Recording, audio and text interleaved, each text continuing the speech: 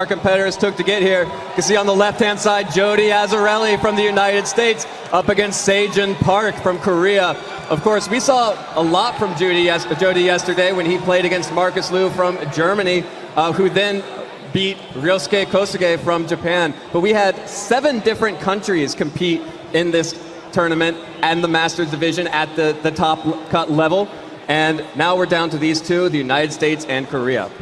Yeah, that kind of makes it exciting, starting with so many different countries. The World Championships is always a tournament that had a lot of different countries participating, but until recently, the balance of power wasn't as even. This year was 7 different countries in the top cut like this. It really shows that no matter where in the world you're watching this from, you definitely do have a chance at coming here and becoming the world champion. This year we get Sejin Park facing off with Jeudy Azzarelli. We've seen a lot of Americans in the finals here. This is the first time we've had a Korean player in the world finals, so that should be exciting. And especially considering who these 2 players are, very exciting matchup here between 2 top players. Yeah, let's take a closer look at our 2 players. On your screen is Jeudy Azzarelli from the United States of America. Clearly got some hometown fans here with that Charizard, Tyranitar, Garchomp, Salamence, Mo Rotom, and Lucario is his team. His accomplishments, 7th place, the 2014 Nationals, I believe that should be. And also 2nd place at the local Apex tournament this year in 2014. Really the underdog in this match, I think. Yeah, absolutely. He doesn't have the storied history that Sejin does, but he'd have a great breakout performance at US Nationals, make it to the top cut there. It was a very difficult tournament to get through, one of the first VGC tournaments to have 2 days of Swiss, so we had a qualification stage sort of, and then a second day of Swiss to tier players out a little bit more, and then that top cut bracket stage. So getting all the way to the end there was a huge accomplishment. Really showed he was one of the best players in the country, and also gave him some great practice here that's shown he's one of the best players in the world. And here's his opponent, that's Sejin Park.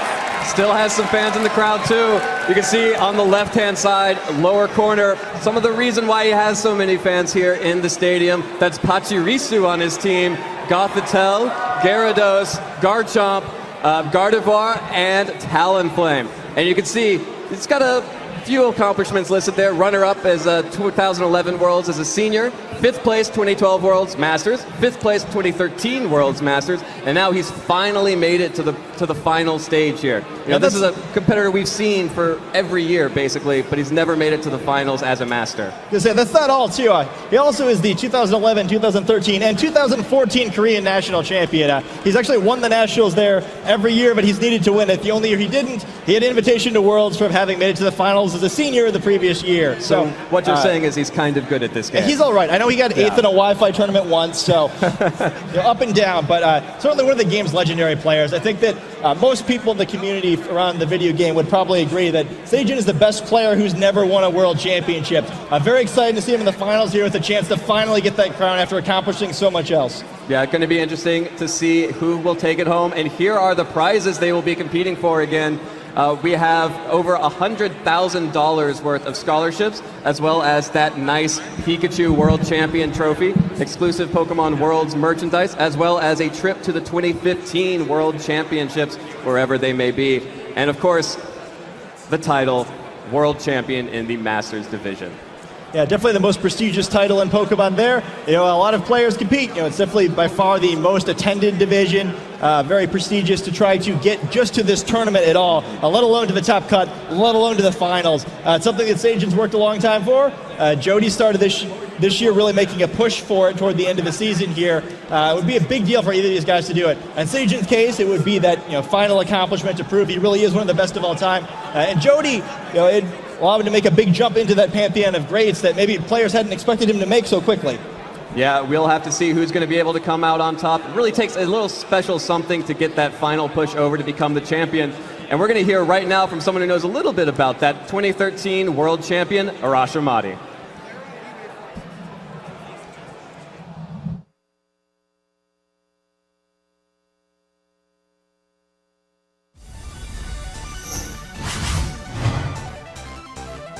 I'm Arash Ahmadi and I'm from Italy. I am the 2013 video game Pokemon World Champion. I've been playing Pokemon more than 10 years, but I've taken it to the competitive level only a couple years ago. The Pokemon game itself is a lot of fun, but it wouldn't be nearly as fun without the social part of the game. I've known so many people from all around the world, from America, from other European countries, Japan. It's just awesome. Having fun makes you play better. Last year, no one, me included, was expected me to be the world champion. Just because I didn't have an amazing season until Worlds, I just qualified just barely. And many people are expecting me to do well and try to defend the title. The truth is that it's gonna be even harder than last year. Practicing a lot is very important. The people who do well in this game is because they work hard. It's also very important to work with friends. You are, sharing ideas, practicing with other good players. That's really important.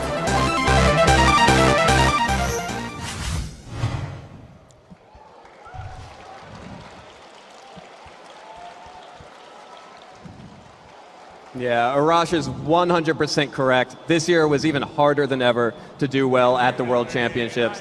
And here we have two of the best players. You can't even argue it anymore. The two best players in the world right now, Jeudy Azzarelli and Sejun Park.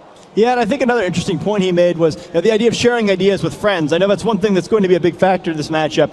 One of Sejun's most surprising Pokemon in that Pachirisu there is actually a favorite of one of Jody's friends. If anyone's going to know how to deal with the tricks in Sejun's pack, it should be Jeudy, right? So that's going to make this matchup very interesting.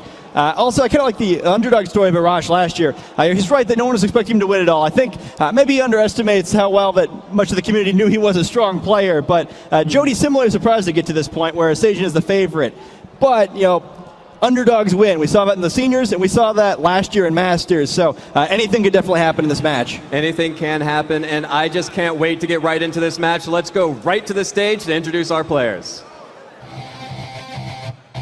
Ladies and gentlemen, up next on stage we have the final match of the event, the Pokemon Video Game Masters Division Finals! Our competitors are, from the United States, player 1, Jeudy Azzarelli!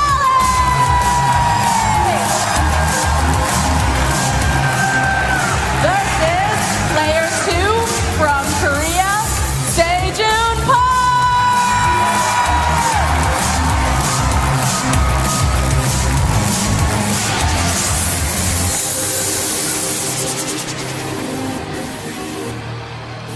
Love those intros.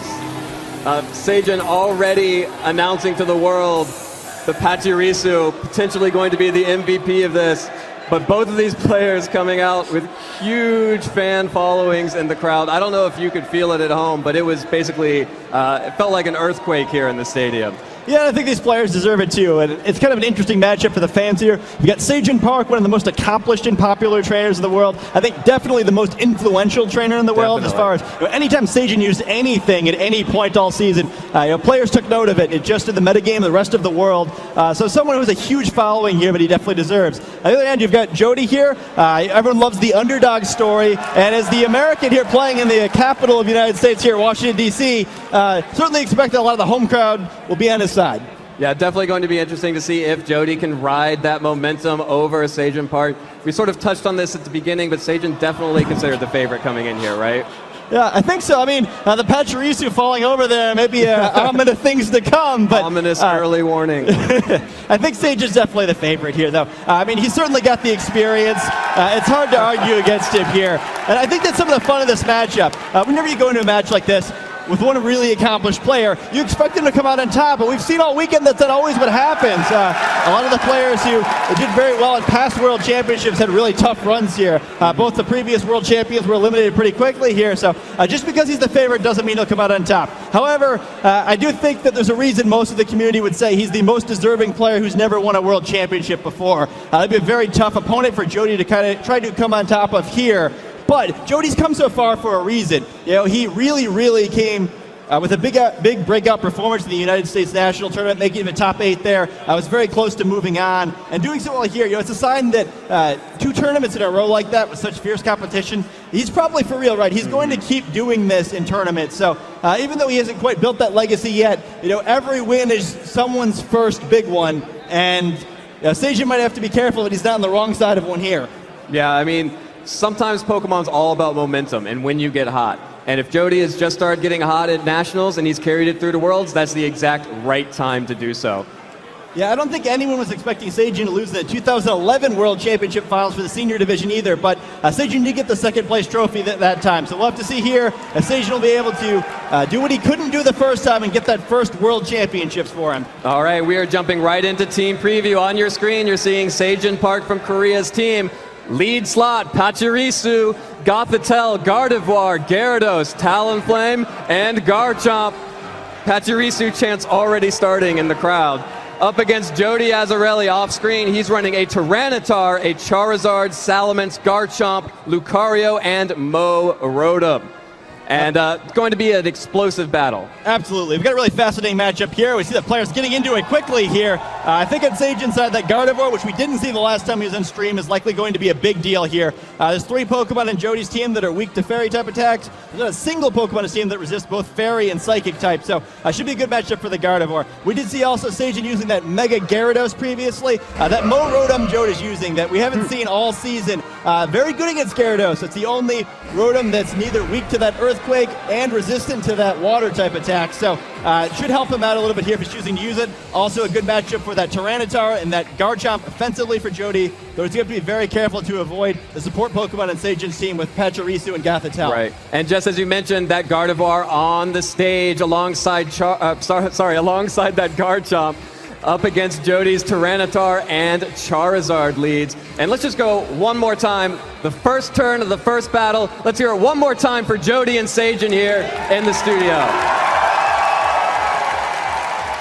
Interesting leads here from Jeudy. Leads both of his potential weather setters here up against that Gardevoir and the Garchomp. Yeah, this is the one matchup that will come down to a weather war. Jody's probably going to have a preference between which one of the two he wants up, but without a competing weather here, he can afford to be a little bit more careful. Or he's a little bit less careful. Yeah. What he does need to be careful about is Gothitelle switching it at an inopportune time here, especially with a couple choice Pokemon on his team. He's going to be really careful about what he lets it do. We do see a Protect coming out from that Charizard immediately, but Moonblast from Gardevoir gets the super effective attack onto Tyranitar, but it is going to fire back with a Stone Edge, getting a whole lot of damage there. Rock Slide from Garchomp is going to be avoided by Charizard thanks to that Protect. Deal a little bit of damage to that Tyranitar, enough to put it into Moonblast KO range. Sandstorm not quite enough to get the KO onto Gardevoir there. Creates a complicated decision here for Seijun. Gardevoir with 1 tick of sand, going to be able to knock it out now. Do you withdraw the Gardevoir? Because on Jody's end, he's kind of in a difficult situation also. If he wants to leave this Charizard in, he has to Mega Evolve it, most likely, which would negate that sand. So both sides have some things to consider here. Tyranitar has to be careful since it'd be knocked out by another Moonblast with that faster Gardevoir. Both Pokemon showing their choice scarves there. They have to both be careful on this turn, but I wouldn't be surprised to see one of the two of them take a risk. This is going to be a matchup where they both have a lot of very offensive Pokemon, and there's going to be a lot of high-risk maneuvers. Whichever one of them is going to get the most cheap attacks there when opponents not expecting it is probably going to come out with the win here. And it looks like Jeudy is going to switch out that Tyranitar for Mo Rotom. Double switching, does not like the matchup from either of his Pokemon in favor of that Salamence now. Is going to be able to intimidate the opposing Garchomp, but Gardevoir is not going to be too worried about that. The Moonblast is going to come back out from that Gardevoir onto Mo Rotom this time, dealing some more great damage there, as Dragon Claw from Garchomp is going to be used on that Salamence. The berry is going to help and deal just a very little bit amount of damage there thanks to that Happen Berry. And the stand is going to be able to get the KO on Gardevoir right there at the end. So Jeudy Azzarelli taking the first Pokemon knockout. Yeah, Seijun choosing to make a sacrifice there. Likely he expected that to happen there, judging by the way he played out that turn. We just see the Citrus Berry activating for Rotom there, healing up there to get Jeudy in a little better board position there with higher health Pokemon in both of his slots. He does get the early lead there, which is a big deal. I think removing that Gardevoir is a big deal. I mentioned previously that there are a lot of Pokemon on his side of the field that are weak to Moonblast. He's brought at least 2 of them, so he really doesn't want to have to deal with that for long periods of time. I think that letting it go so early is dangerous unless Seijun's got a great plan here for how he wants to deal with the situation without it, because if he was able to get 3 or 4 Moonblasts off, it's very likely Seijun would win the game there. So huge start for Jeudy to get rid of it. Yeah, and we do see the Pachirisu on the field, and the crowd goes crazy as soon as Pachirisu makes it out. Interesting choice to bring in. Pachirisu is a very disruptive Pokemon, of course able to abuse that Follow Me ability to redirect any attacks towards it. and a bevy of other support options as well. Yeah, the follow me here is an interesting option. In this matchup, it's not going to be able to do too much with its Volt Absorb, but it will be a little frustrating against Rotom if it's out against Gyarados later. Well, it won't be able to use that Thunderbolt in fear of just healing the Pachirisu. And Salamence does not want to stay on the field, scared away from that Pachirisu. Switches out for Tyranitar. That follow me is going to come out from the Pachirisu. We will see the Rock Slide from Garchomp. Tyranitar avoids it, but will be able to connect with Rotom to deal some damage there. Very bulky Rotom, as you can see, and Leaf Storm coming out onto Pachirisu. The poor little squirrel only takes about 50% from that and eats its Citrus Berry to heal right back up, while Rotom has lost a lot of special attack and a lot of offensive power from it. Yeah, it's impressive how bulky that little Pachirisu is.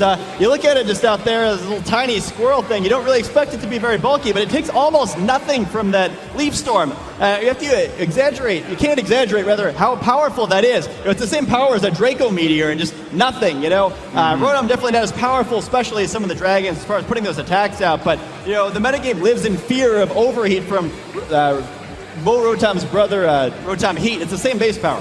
And we do see Garchomp's going to protect, letting Pachirisu do everything. Oh, the correct prediction there. The Nuzzle from Pachirisu going to be able to get the damage and paralysis onto that Tyranitar. That Scarf Tyranitar is now worthless. Now it's paralyzed. Huge protects coming out from Seijun, blocking both the Ice Punch and the Will-O-Wisp and getting the paralysis on that Scarf Tyranitar. Yeah, excellent play there. He probably noticed the Cherish Ball previously, knowing that this Tyranitar is from that promotion.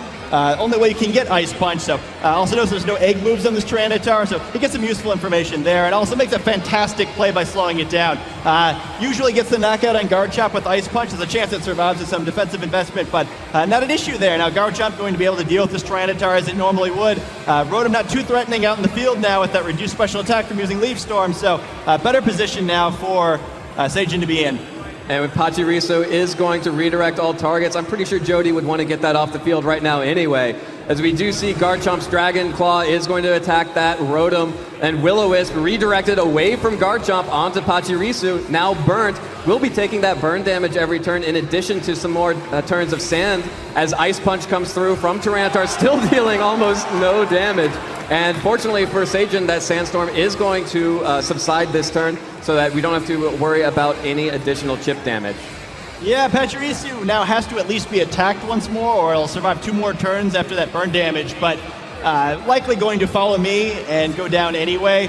Garchomp probably needs to try to get a knockout on this turn. Doesn't necessarily need to get both of the enemy Pokemon, since it can get another one on the next turn after the protection from the follow me, but Seijun's going to need to start picking up Pokemon here. There's a lot of weakened Pokemon on Jeudy's side, but he does need to start evening out the Pokemon score. Even with a bunch of weakened Pokemon, playing from 2-4 down is going to be pretty tough.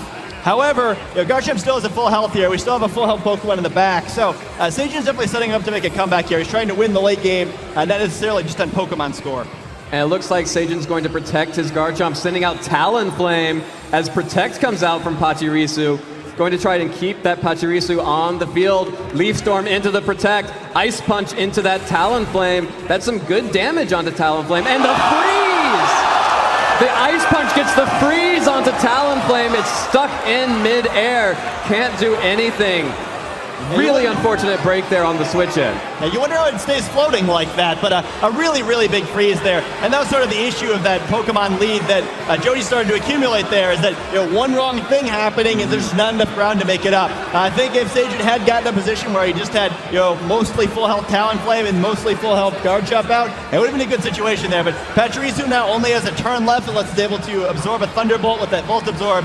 And Talonflame is... the thaw as Overheat comes out from Talonflame.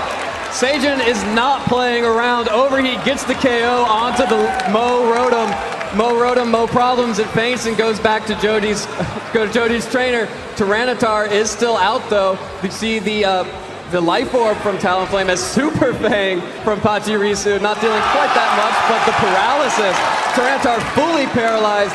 Seijun was not happy about that turn of freeze, and Pachirisu finally faints thanks to the burn.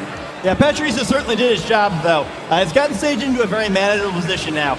Even though he's facing a decent Pokemon deficit here, he does have a bunch of damage on most of Jeudy's Pokemon, so it's not impossible he can come back from this one. However, he does still have that Salamence in the back. That Intimidate will be a big problem for both of these Pokemon, but the combination of Brave Bird and Rock Slide is still going to do a lot of damage to Charizard here if Sagen chooses to go that route. Even though Jeudy looks like he has the lead there, I don't know if he really likes this position. He's going to have to cut this very, very close to come out with a win. Of course, you have to be careful with that Talonflame too, because it deals just as much damage to itself as it does to you. We do see Salamence switching in right now, going to get that Intimidate off onto both the Garchomp and the Talonflame.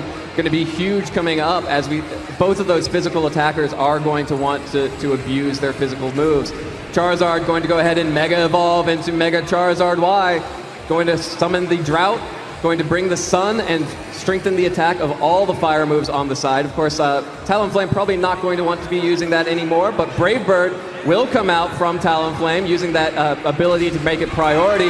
It's going to deal a lot of damage to Charizard, a little bit over half. Hits the recoil damage and the life orb damage, and the Rock Slide is going to connect with both Charizard and the Salamence. Is it going to be enough? Gets the KO on Charizard. Salamence still around, but Charizard going down for free. Pretty big deal. Yeah, I think Sagen should be able to take this one. And that Super Fang in the last turn by Pachirisu there, it seemed like it was so irrelevant, only doing 17 damage there. I don't know if it's actually going to end up being so. With that extra damage there, you're going to feel very safe that even intimidated, Talonflame can finish off this Tranachar if it needs to. We've already seen that the Salamence has the Hobbenberry, not a Choice Scarf, so Garchomp should be able to finish it off, and we see the forfeit. Yeah, Jeudy going ahead and forfeiting, and Sagen Park takes game 1 of this best-of-3 set. Let's hear it for Sagen, everybody. Huge win for Sagen. You always want to take that first game in a series. It just, all the control is in his favor now. Yeah, it's going to be a really overwhelming situation for Jeudy to try to deal with now. Not only are you in the finals of the World Championships, but against the player considered by many people to be the best in the world, you have to win 2 games in a row. Yeah. Very great game by Sagen there. It's not just that he won, but the way he won. He really understood what he needed to do there. He planned out the game so that he would be able to win in the end. It didn't matter if he fell down behind early as far as Pokemon remaining. It just mattered if he could close out the game. I think a lot of times players will get a little too involved with the trading each turn, where you're just trying to win through tactics. Like, I'm going to win this turn, I'm going to outsmart my opponent, I'm going to get this knockout. But the long-term plan isn't there. We really see that from Sagen, where even though he seemed like he was losing most of the game, he ended up in a situation where he won the game cleanly because he always kept the end of the game in the mind, not just the beginning. Yeah, definitely strong play from Sagen. We are going to go right into game 2. Sagen on the top of your screen, Jeudy on the bottom. Salamence and Lucario going to be the leads for Jeudy this time, as Sagen's going to go ahead and throw out that Garchomp and Gardevoir once again. So Jeudy switching up the leads a little bit, and Sagen just decided to go with what works. Yeah, I love Jeudy's switch up here. We saw the Mega Charizard throughout all of Jody's previously streamed matches. However, this Lucario can go both ways, it looks like. It does have Lucario Knight, so it's capable of Mega Evolution, and we see it here. Yeah, Mega Lucario making its first appearance on the stream here. Going to go ahead and Mega Evolve, get a lot of additional power on the field for Jeudy. And Bullet Punch coming up from Mega Lucario onto Gardevoir. Not quite enough for the one-hit KO. Dazzling Gleam, the choice from Gardevoir. Super effective damage on Salamence, and the Earthquake not affecting Salamence or Gardevoir thanks to that telepathy, but will be able to get the damage onto Lucario. Is it going to be enough? Is Mega going down? The Mega goes down. Turn 1 for Jeudy. A huge gambit from him, did not pay off, but Rock Tomb from Salamence going to hit that Garchomp and slow it down just a little bit. Yeah, excellent play there on Sagen's end. I don't know if he trained his Pokemon with that Lucario Bullet Punch in mind, but I think that was one of Jody's main tricks in this matchup, the ability to use that Mega Lucario, which hadn't been seen before, and try to get a quick knockout of that Gardevoir. Once again, we see it very low in range of Sandstorm damage, but this time the damage looks like it may have been done. Garchomp's still in great position to try to do some damage here. Dragon Claw and Salamence or Earthquake and Tranachar would do some very serious damage. Tranachar is going to have to lock into a move here, which will help out Sagen significantly, planning out the rest of the game here. Getting one more knockout, even if it's not on Tranachar, would prevent it from switching moves again, creating a much more winnable endgame situation for Sagen. Jeudy is going to protect that Salamence, does not want to let this Dazzling Gleam get the KO there. going to deal no damage to that Salamence, but super effective damage onto Tyranitar. Rock Slide is the choice from Jeudy. That's the play. Going to pick up the KO onto Gardevoir, get some damage onto Garchomp. Hope for a flinch here. Could be a huge for Jeudy. The Earthquake is going to go through. No flinches. Earthquake onto Tyranitar. This is a super effective hit. Is it going to be enough? No! Survives with just 12 HP. Salamence taking some Sandstorm damage, but a good KO, a KO that Jeudy needed. Yeah, he does get some progress here. No longer has to worry about that Dazzling Gleam, which could easily knock out both of those Pokemon, but he gave up a lot to get it. Tyranitar on the verge of being knocked out now. Salamence also very low. Garchomp to easily knock out either of these Pokemon now that Tyranitar is locked into that Rock Slide. We did see Jeudy come back from a seemingly unwinnable situation during his top 4 match with that Rock Slide Tyranitar, getting some key critical hits and flinches. He might need that again here. Garchomp alone is creating a lot of threat right now, and we haven't even seen 2 of Sajan's Pokemon yet. Yeah, and it looks like it's going to be Pachirisu. Pachirisu on the field, capable of redirecting any attack from Salamence now that Garchomp's slower thanks to that Rock Tomb. So it's a great play from Sajan to bring that back out. Yeah, it can definitely help out a whole bunch here. A quick follow me prevents Salamence from creating any real threat here. And Garchomp comes as his pickup, which of the Pokemon it wants to try to knock out. Jeudy likely going to need to switch one of the 2 here, but the other one's going to be in a lot of danger. He's kind of got to hope that Sajan guesses wrong about which of the 2 that he switches out. There's also the threat, too, of a Super Fang here, but we do see the follow me. Yeah, follow me coming out from Pachirisu. Jeudy keeping both in. Rock Slide coming out from Tyranitar. Going to have to hope for a flinch onto that Garchomp. It looks like we do see some small damage on both. Draco Meteor from Jeudy onto that Pachirisu. Probably originally targeted for that Garchomp. Will connect, will deal some good damage, but we've already seen not enough. That Pachirisu so bulky, if that Mo Rotom's Leaf Storm wasn't proof enough, it just tanked a Salamence Draco Meteor and no flinch! So Rock Slide does come out from Garchomp. That should be a double KO. No! 2 HP from Salamence, but fortunately, we'll have to see, will the Sand stick around? Yes, one more turn of Sand does pick up the KO on Salamence. So double KO for Sajan that turn. This game, he does get the Pokemon lead. A big 3-1 advantage now. He still has his redirection available with Pachirisu here, so hard to imagine anything Jeudy can do here. I never thought I'd see the day where Pachirisu was a world champion, but it looks like we're on the verge of it here. Yeah, and it looks like Mo Rotom is going to be Jody's last hope to keep the world safe from world champion Pachirisu. But up against the Garchomp and the Pachirisu. Pachirisu, of course, could take one for the team, use that follow me to redirect any attacks from Mo Rotom. But instead, Pachirisu is not going to do any of that. It's going right on the offensive. Super Fang going to take away half of Mo Rotom's health. Dragon Claw right back after a critical hit! A critical hit and Sajan Park takes down Mo Rotom! And Sajan Park is your 2014 Pokémon World Video Game Champion in the Masters Division. The crowd is on their feet. Let's hear it for Sajan, everybody.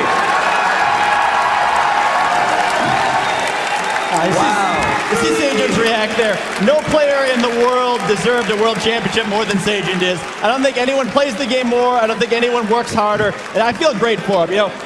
Sometimes in these Pokemon tournaments, you get results that just you're not quite sure about. You feel like maybe somebody got robbed. Nobody got robbed today. The best player in the world wins it. I think he was the favorite in both of the last 2 years' world championships. I had to figure this guy was going to get one eventually, and it just feels great to see him winning it. The guy who works the hardest, the guy who probably has the most clever team wins it. It's not just that he won, but he does it with Pachirisu, with Gothitelle. Yeah. A lot of cool tricks in his team. Even overheat on Talonflame, not something we see very often in VGC. Really brilliant play, really brilliant team, and you can't expect a better adventure than what you got here. Sajan Park taking it all at the end. Yeah, and that's easily the most impressive part of Sajan's entire career for me, is that he has never compromised. He has always played his own game. And sometimes that looks weird to us. No one coming into this tournament would have expected Pachirisu to be the world champion.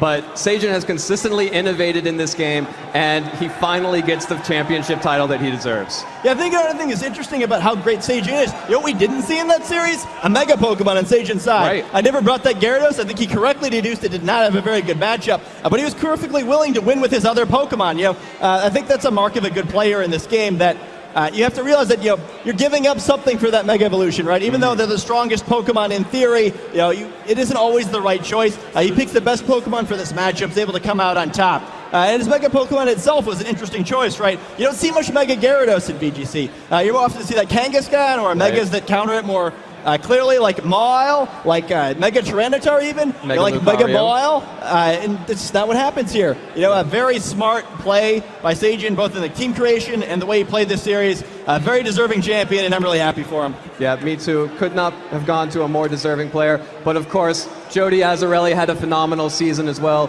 Second place in Worlds, nothing to sneeze at. We will see both of these competitors back here next year at the World Championships. We're going to take a quick break right now, but let's hear it one last time for both of our finalists, World Champion Seijun Park and Jeudy Azzarelli. All right. We're going to kick it to a quick break, and when we come back, we'll have more with Seijun Park.